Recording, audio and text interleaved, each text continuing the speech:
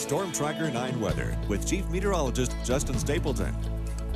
Another day of some thunderstorm activity, all courtesy of this nice big low sitting off the Northern California coastline. While that's bringing some much needed relief to Central and Southern California, remember they were dealing with some of the wildfires over towards the, I believe it's the Summit fire in Southern Cal.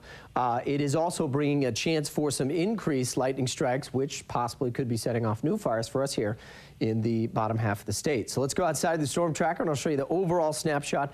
Then we'll zoom in and show you where we look like the biggest threat is for the rest of this afternoon and evening. Now this will eventually start to slowly drift inland over the next couple of days. As it does, we'll start to see a cooler push of air moving in off the ocean. As you might expect, the very dry forecast we've had last couple of days with a very strong offshore wind. We're starting to get some pushback. There's the visual satellite showing the marine layer starting to pop up along the central coast. It will eventually spill over into the valleys here as we head towards tomorrow. Now, because we were still fairly warm outside, and because the temperatures just above the surface are still fairly warm as well, not seeing the influence of that cool Pacific air just yet. We got up to 80 degrees. That is well above average. Again, not tying a record like yesterday, but still 65 is where we should be this time of year. We are well above that, and the rain gauge remains parched.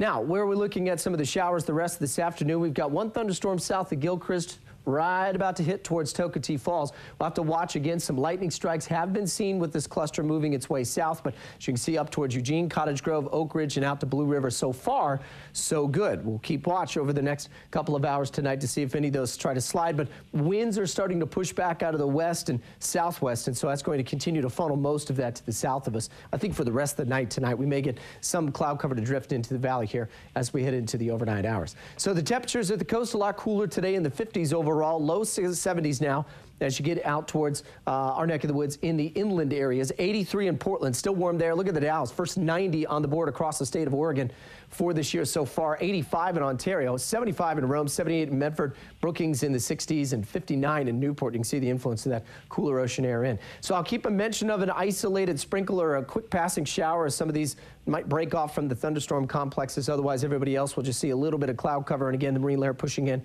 late night tonight. So high pressure aloft sitting to the north of us will continue to be the prevailing weather feature over the next couple of days.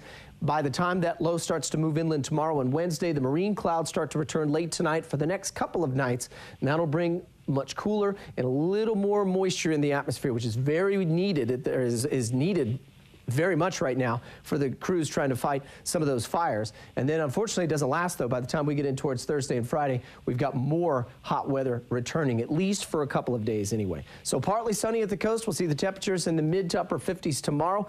Pretty much sticking with a partly sunny to mostly cloudy forecast the next 6-7 days. Best chance right now looks like to see some showers trying to come through on Sunday night into Monday. In the Umpqua Basin, slight chance for a thunderstorm, probably Myrtle Creek southward. I think about Sutherland northward as you go up in towards southern Lane County, we should be fine for tomorrow. And you see the 80s start to crawl back up on the board by Friday and into Saturday before a quick change in a cooler forecast into early next week. Cascades, a slight chance for a thunderstorm, probably Willamette Pass southward towards Gilchrist and southern Oregon Cascades. In Bend and Redmond, also looking at a sunny afternoon tomorrow. May see a slight chance for a couple of thunderstorms try to creep their way out into the southern central section of the Cascades. And then finally in the valley, we'll see mostly sunny skies. We will see some morning cloud cover. Nice to have that back, certainly to not only just get the pollen settled down for a couple of days, guys, but as you see, we go to Thursday, Friday, that high pressure takes control again, and that's going to put us back up to about 80 degrees. And as I mentioned, at 5, may even be warmer than that as we get a little better handle on it once this low gets out of the way. That 80 degrees, that's definitely toasty. It was warm over the weekend. Setting records yesterday, or tying a record anyway. Not what we see this time of year usually. Yeah, thanks, Justin. You bet.